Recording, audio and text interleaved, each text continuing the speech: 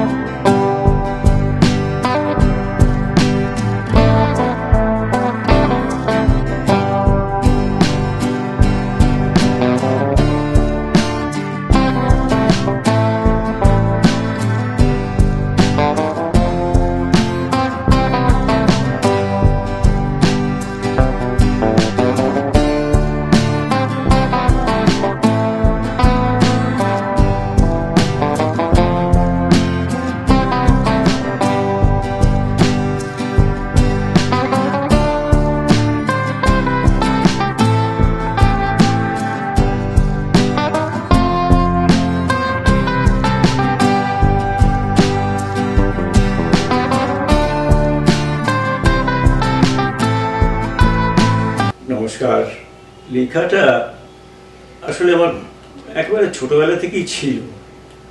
খুব ছোটবেলায় খুব মারও খেয়েছিলাম লেখার জন্য। আমার মাস্টারমশাই ছিলেন, এক বাড়িতে এসে পড়াতেন, বুড়ো মাস্টারমশাই। আমার টাস্কের খাতায় একটা কবিতা, 4 লাইনের কবিতা লিখেছিলাম বলে তিনি আমার মানে অনেকগুলো চুল ছিঁড়েছিলেন, কান দুটো শুধু ছিঁড়তে পারেননি, চেষ্টা করেছিলেন কিন্তু পারেননি। আর তারপরে বাবা আমাকে একটা কবিতার খাতাও কিনে দিয়েছিলেন, কবিতা লেখার খাতা, ছবি আঁকার একটা খাতা কিনে দিয়েছিলেন। এগুলো আমার ছিল ছোটবেলা থেকে, কিন্তু মাঝখানে এগুলো আর চালু রাখতে পারিনি কিছুটা আমার মানে আমার এই কারণে, নানান কারণে। এইবারেই এই বয়সে এসে আবার দেখলাম কবিতাগুলো ছাড়তে পারছি না। মাঝে মাঝে লিখতাম, মাঝে মাঝে নানান পত্রপত্রিকা থেকে এসে নিয়ে যেত, কবিতা চেয়ে নিয়ে যেত, লিখে দিতাম। ওইটুকুই ছিল। নেশা হিসেবে কবিতাকে সেইভাবে কখনো করতে পারিনি, জীবনে সময় পাইনি আসলে।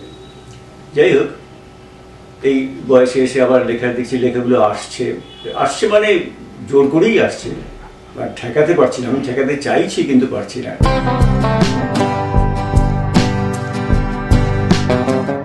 জীবনের ওই এতে নানান দিনের বেলা ব্যস্ত থাকি, নানান রকম কাজে, নানান ঝামেলা, জীবনের যা সমস্যা থাকে তাতে ব্যস্ত থাকি, কিন্তু রাত্রিবেলা ওই কবিতাগুলো এসে ভিড় করে। যখন শুয়ে পড়ি তখন কবিতা এসে জাগিয়ে রাখে, তুলে রাখে, লিখতে বলে, লিখি, মাথায় আসে।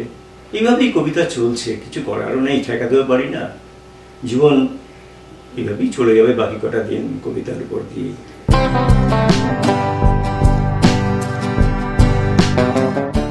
তেমন বিরাট কিছু তো আমি করিও নি, করার সামর্থ্য আছে কিনা জানি না। তবে লিখি, আমার মতন করে লিখি, পাঠকের কাছ থেকে সাড়াও পাই। যেটুকু পাই ভালোই লাগে। ভালো লাগে বলেই এটাকে আরো যেন এসে আমায় জড়িয়ে ধরছে, আরো যেন এসে আমায় ছাড়তে চাইছে না কিছুতেই, যে লেখো লেখো লেখো বলে যেন রোজই আমাকে আঘাত করছে আমার বুকের মধ্যে।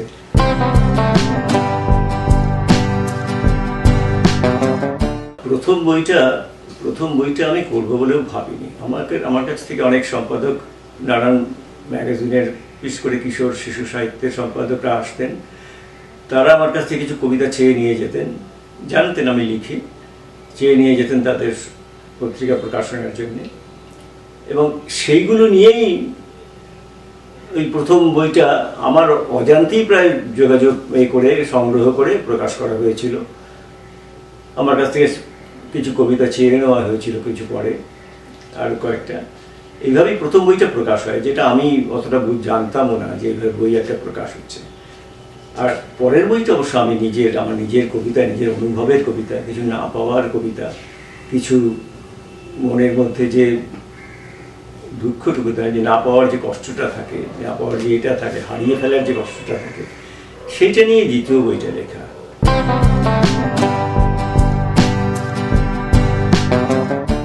প্রাপ্তি হলে তো আর কবিতা লিখতাম না। প্রাপ্তি হয়নি বলেই তো কবিতাগুলো আসে ওই প্রাপ্তিটুকুকে অনুভব করার জন্য, তাকে একটু ছুঁয়ে দেখার জন্যে অপ্রাপ্তিগুলোকে। সেই থেকেই তো কবিতার জন্ম হয়। অ্যাকচুয়ালি ওই sweetest songs are those that tells from saddest thought, একটা কথা আছে আমাদের অতি প্রচলিত একটা ইংরেজি কবিতার লাইন। সেইটাই বারবার যেন মনে হয় যে এটাই বোধহয় সত্যি, চরমতম সত্যি জীবনের। আমরা জীবনে তো সব কিছু পাইও না, অনেক আশা থাকে, সেগুলো আসেও না। সেইগুলো যখন মনের মধ্যে ভিড় করে তখনই যেন কবিতার জন্ম হয়। কবিতা যেন বেরোতে চায়, ঠিকরে বেরোতে চায়, কিছুতে ধরে রাখা যায় না। কবিতার মধ্য দিয়েই সেই অপ্রাপ্তির ইচ্ছে, আশাগুলোকে, সেই আকাঙ্ক্ষাগুলোকে যেন বাইরে বেরিয়ে আসতে চায়, প্রকাশ হতে চায়, কিন্তু পারে না। সেই না পারার দুঃখটুকুই কবিতা আমার মনে হয়। আমার যাদের মনে হয় সেই না পাওয়ার, সেই না পারার দুঃখটা কবিতা।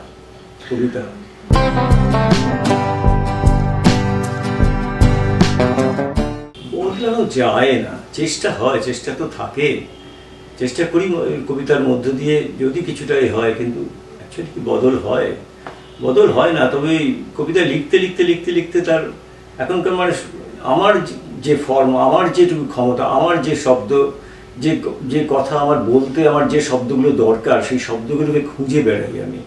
মানে সবাই যারা লেখেন তারাই শব্দ খুঁজে বেড়ান, কিছু করার নেই। শব্দ খুঁজতে খুঁজতে হয়তো মনের ভাবটাকে প্রকাশ করার যে ঠিক সঠিক শব্দটা, সেটাও সবসময় যে খুঁজে পাই এমনটা তো নয়।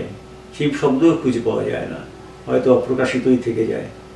কিন্তু উপায় নেই, যেটুকু পাওয়া যায় সেটুকু দিয়েই মনের সেই কথাগুলোকে বলা, যে কথাগুলো আমার বলতেই হবে, আসলে বলতেই হবে এই কথাগুলো আমাকে, সেইটাই আমার বলার জন্য এই শব্দগুলোকে খুঁজে আনতে হয়।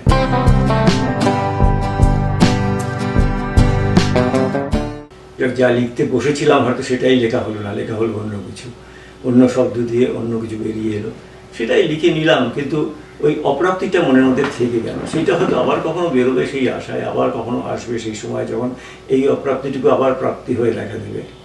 কিন্তু ওই হয়ে যায় আর কি, ওইভাবেই কবিতা লেখা হয়।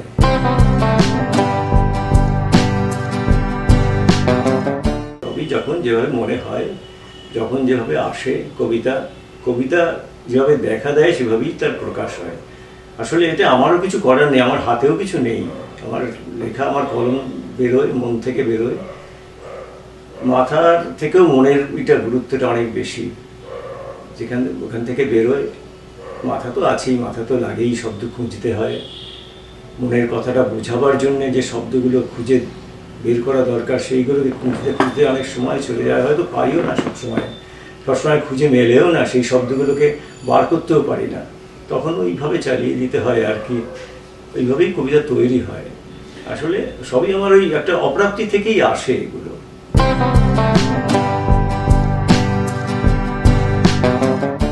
আমি লিখি, ওই লেখার, আমি যে ইচ্ছে করে বসতে আজকে লিখতে হবে একটা কবিতা, ওইভাবে তো বসা হয় না। কবিতার ভিতরে থেকে আসে, জোর করে আমাকে দিয়ে লেখায়, আর সেটা পাঠকের কাছে যখন পৌঁছয়, পাঠকের কী অনুভূতি হয় সেটা অবশ্য আমার তো জানি না। তবে যতটুকু জানি যে আমার সত্যি তৃপ্তি হয়, পাঠকের অনুভূতি দেখে আমার তৃপ্তি হয়। পাঠকের কি বলে ওই তার যে আস্বাদনের যে স্বাদ, আস্বাদনের যে তৃপ্তি, তাই দেখে আমার সত্যি ভালো লাগে। এই ভালো লাগা থেকেই আবার দ্বিতীয় কবিতা হয়তো মনের মধ্যে চলে আসে।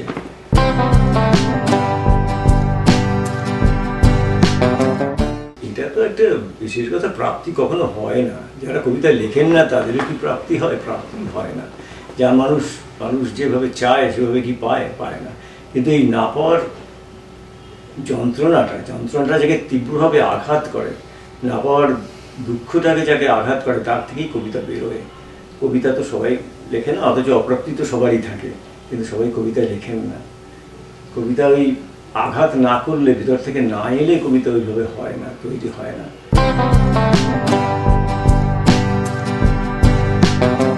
কবিতা তো আমার ভিতর থেকে আসে। আমি আমার নিজের মনের ভারটাকে লাঘব করার জন্য আমি লিখি। পাঠক পড়ুক বা না পড়ুক, আমি ওটা নিয়ে অত ভাবিও না, ওসব নিয়ে আমার মাথায় অত চিন্তাও থাকে না। আর আমার দীর্ঘ কবিতাও যেমন আমি আসে না, ক্ষুদ্র কবিতা লিখি ঠিকই, কিন্তু আমার মোটামুটি যেগুলো আসে সেগুলো আমার নিজের ভেতর থেকেই আসে।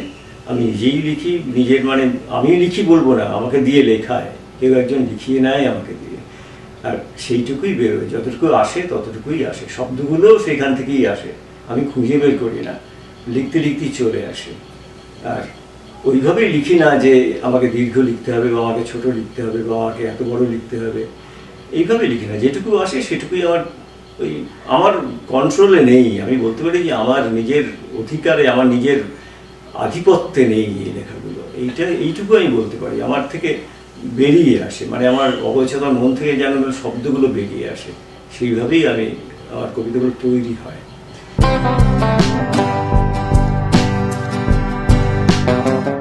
পাঠক পড়লে তো ভালো লাগার মানে সেই তৃপ্তিটার কোনো তুলনা নেই। পাঠক যদি পড়ে যদি তার ভালো লাগে, এই যে কত বড় তৃপ্তি, এটা আমি জানি, আমি বুঝি।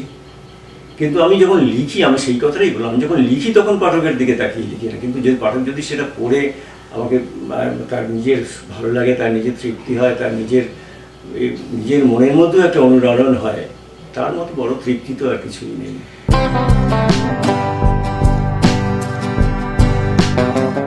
সমালোচনা, আমি তো চাই সমালোচনা করুক, আমার কোথায় ভুল হচ্ছে, কোথায় কি আমার লেখা ঠিক হলো না, এগুলো যদি আমাকে আরও ভালো আমি যদি আরও ভালোভাবে বুঝতে পারি, আমি যদি আরও ভালোভাবে অনুভব করতে পারি যে এইটা পাঠকের কাছে যাচ্ছে না, এইগুলো পাঠক নিচ্ছে না, তাহলে আমার সুবিধেই হয়।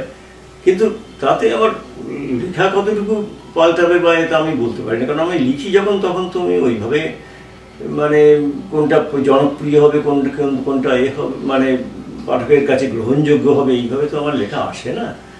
লেখা আসে আমার ভিতর থেকে, সেইটা গ্রহণযোগ্য হলে তার মতো বড় তৃপ্তি আর তো কিছুই নেই, মানে তো ভাষায় প্রকাশ করা যায় না সেই তৃপ্তির কথা।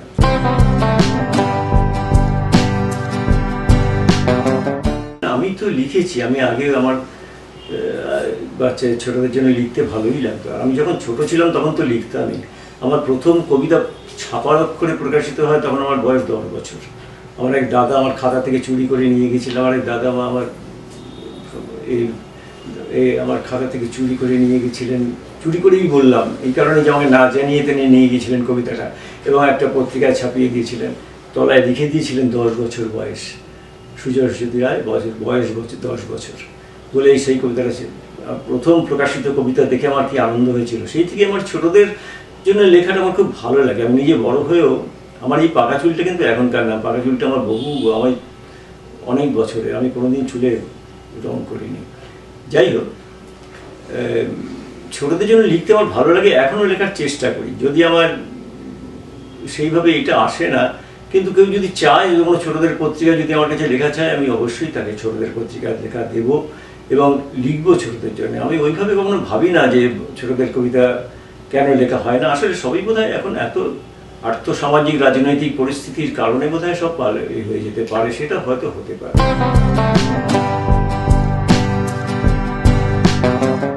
শুধু কবি নয়, যারা সৃষ্টি করেন, যারা ছবি আঁকেন, যারা অন্য কোনো মানে সাংস্কৃতিক জগতের মধ্যে আছেন লেখা ছাড়া, সকলেই মানে প্রতি মুহূর্তে তাদের আধুনিক না হলে তো তাদের মানে তাদের সৃষ্টির মূল্য থাকে না। আধুনিক না হলে সে যদি সময়ের সঙ্গে না থাকে, সেই সৃষ্টি তো হারিয়ে যায়। সময়ের সঙ্গে পাল্লা তো দিতেই হয়, এবং পাল্লা দেওয়াটা যে ইচ্ছে করে তা নয়, জোর করে তা নয়, এটা হয়েই যায়, এটা মননে চলে আসে। মাথার মধ্যে সময়টাকে ধরে রাখা, সময়টা যেন আঘাত করে মাথার মধ্যে, ওইটুকুই, ওইখান থেকে তো সৃষ্টি হয়, সৃজনশীলতার জন্ম হয়।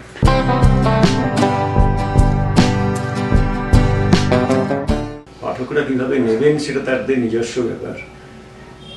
তবে অনেকের কাছ থেকেই অনেক পেয়েছি যে আপনাকে আরো লিখবার জন্য উৎসাহিত করেছেন, তারা যে আমার লেখা পড়ে চমৎকৃত হয়েছেন, আনন্দিত হয়েছেন, এবং তারা যে খুব তৃপ্ত হয়েছেন, এটা অনেকেই আমাকে বলেছেন। কিন্তু আমি তো সেইভাবে তো লিখি না যে পাঠকের কাছে এটা কি গ্রহণযোগ্য, কতটুকু হবে, এইভাবে আমার নিজের অনুভূতির কথা আমি লিখি। আমি নিজের যে শব্দগুলো পাই, আমার ভিতর থেকে যে শব্দগুলো বেরিয়ে আসে, সেই শব্দগুলোকেই প্রকাশ করি।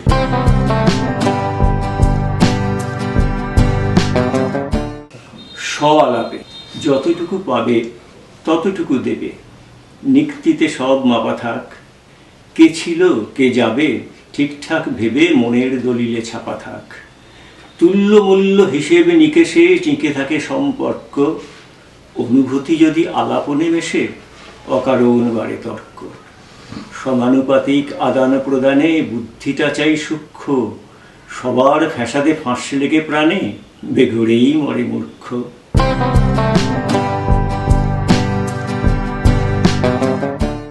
অপেক্ষায় স্মৃতিগুলো সব আগাগোড়া লেপা পোঁছা, সন্ধানী চোখ হাতড়ায় কিছু ছবি। যখনই মগজে লাগে কলমের খোঁচা, ভিখারি স্বপ্ন অনুভবে বৈভবী। জানি না আমাকে কতখানি ভালোবাসো, বুঝি না তোমার অদ্ভুত মতিগতি। কে জানে কি টানে ঘুরে ঘুরে ফিরে আসো প্রেমযাপনের জাগতিক পরিণতি। মনে রাখা কোনো গোপন বেশাতি নয়, চিরকেলে নয় বসন্ত ঋতুরাজ। তোমাকে দেখাবো ভোরের সূর্যোদয়, বিমূর্ত রাতে অপেক্ষা জাগে আজও।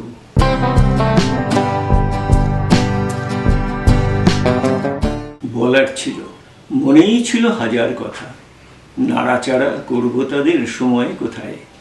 ভুলের তাড়ায় দিনগুলো সব ছন্ন ছাড়া, রাত্রি এলেই হঠাৎ কেমন ঘুম পেয়ে যায়। ঘুম পেয়ে যায় কিন্তু আমি ঘুমোই না তো, ভাবতে ভাবতে ভাবতে ভাবতে পাশ ফিরে শুই।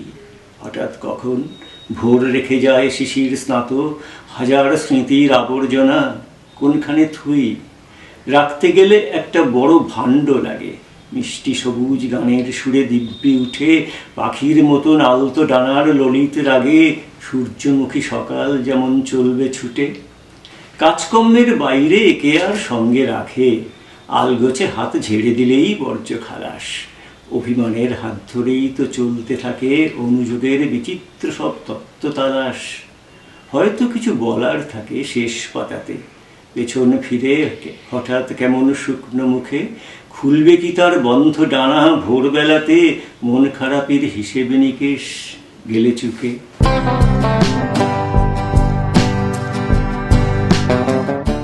মেঘমল্লার মাঝে মাঝে মেঘ থাকা ভালো, নির্মেঘ আকাশ বড় সাদামাটা মনে হয়, বড় ন্যাড়া ন্যাড়া লাগে। সকালের প্রথম সে আলো কিংবা এই গধূলির রাঙা অস্তরাগ, আমার অমরাবতী সারাদিন শুধু মেঘময়। মেঘ থাক, না হলে মল্লার হবে কোন সুরে, কোন দূত প্রেমিকার বার্তা নিয়ে ছুটে যাবে দূর থেকে দূরে, বহু দূরে, বিরহে আবেগে। স্মৃতির আকাশে তাই ধরে রাখি মেঘের পাহাড়, সে কখনো অশ্রু হয়ে নেমে আসে, কখনো আবার নিবিড় ছায়ার বন্য আবেগের আঁচলে জড়ায় ভরে দেয় আলোরের দাগে। মেঘ শূন্য আকাশের বুক চিরে যে তীব্র দহন, ক্ষুধাক্লিষ্ট বাজ আর অতি ধূর্ত চিলের মতন ছুটে আসে উন্মত্ত জ্বালাতে, লালসার অলূপ দৃষ্টিপাতে। সে চোখেও মেঘ এসে ভরে দিক সুচেতনা নীড়ে, ওরা ঘাসে প্রাণ আসুক ফিরে নীরবে গভীরে। আমার আকাশ শুধু মেঘবতী থাক, প্রতিক্ষণে ক্ষণে যত পূর্ব রাগ মুক্তি পাক মধু অনুরাগে, মনে মনে মুগ্ধ অবগাহনের আদরে সুহাগে।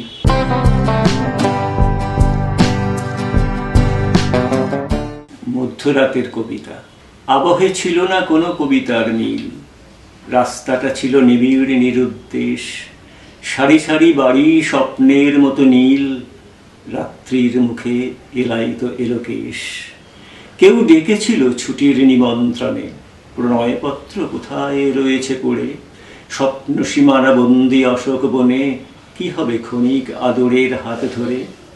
এক ফালি চাঁদ আভাসে চেনায় পথ, অশ্রুতে সাথী এখনো মেটায় তৃষা। রাস্তা যেখানে নিয়মের বাঁধা গথ, অধরা অসুখে হতভাগ শতভিসা। মায়ামুগ্ধতা সীমাহীন বুজরুকি, পরিযায়ী বুকে থাকে না অন্ত মিল। আরো কিছু পরে ফুটলে সূর্যমুখী, মধ্য সাগরে হারাবে শঙ্খচিল।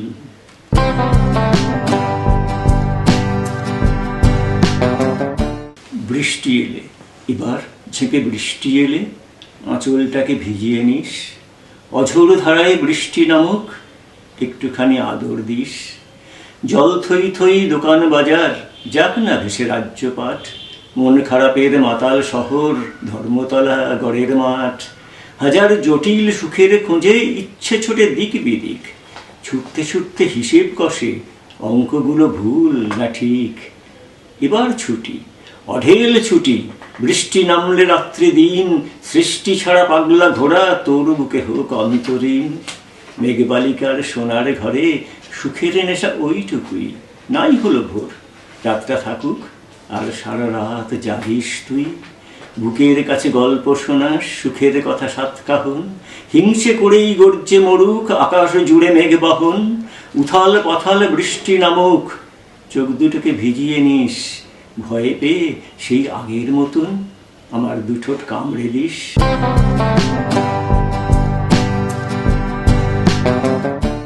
যদি পারো, যদি পারো, দুপুরের রাগ পড়ে গেলে একদিন এসো, চৈত্রের সর্বনাশে বুকের বারুণে বিষ ঢেলে নিবিড় নেশায় ভালোবেসো।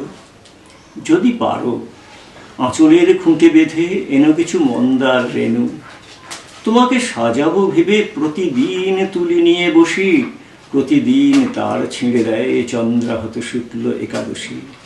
যদি পারো, অপেক্ষায় থেকো, 7টি সাগর আর 13 নদী পার হয়ে গেলে আমার ময়ূরপঙ্খী নাও, কোনো অন্তর্জালে কোনো সংকেত যদি খুঁজে পাও, সব কাজ ফেলে ছুটে এসে নাম ধরে ডেকো। যদি পারো, এসো এক রাত জাগা নীল অন্ধকারে, দৃপ্ত অধিকারে বুঝে নেব ঠিক, চৈত্রের সর্বনাশে বেসামাল মাতাল দু ঠোঁটে ব্যাকুল বৈশাখী ঝড় উন্মাদ পলাশ হয়ে ফোটে।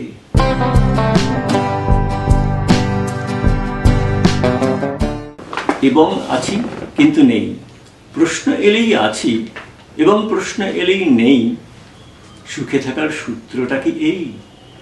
অন্ধকারে কেবল ভাবা, কেবল ভাবা, বড্ড ভাবা, বড্ড ভাবা, যেমনি ভাবা আঁতকে উঠি সেই। 1 2 1 রীতিনীতি বাঁধছে কোষে এমনি ভীতি, কাঁদছে একা শ্রান্ত স্মৃতি হারিয়ে গেল খেই। আছি এবং আছি এবং আছি কিন্তু নেই, ধরে রাখার ধরনটা কি এই?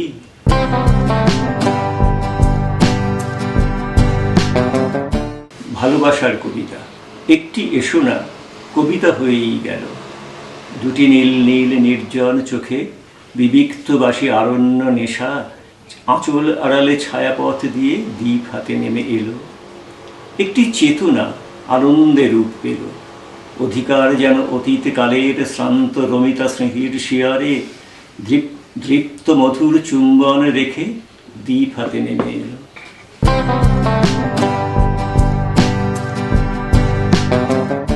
স্বপ্ন, আমরা তো আছি, আমরা তো টিকে আছি, কত শতাব্দী বিবর্ণ কালাধারে যে যার নিজের অন্তিম কাছাকাছি। প্রস্তরীভূত বিস্মৃত ইতিহাস, আদিম পাপের হাত ধরে আসা যাওয়া, চেতনাকে ঘিরে বিষাক্ত নাগপাশ, পাঁজরে পাঁজরে ফুসে অপরাধী হাওয়া। কেউ নেই, শুধু স্বপ্ন প্রহর জাগে, অনুভবে ঠিক শুনি মুক্তির সুর। অন্ধকারের অসহ্য শেষ ভাগে বন্ধ দরজা ভাঙবেই রোদ্দুর। আমরা তো আছি, আমরা তো টিকে আছি, ঝড়ে ঝঞ্ঝায় মারিও মরকে মরে বাঁচার তাগিদে জীবনের কাছাকাছি।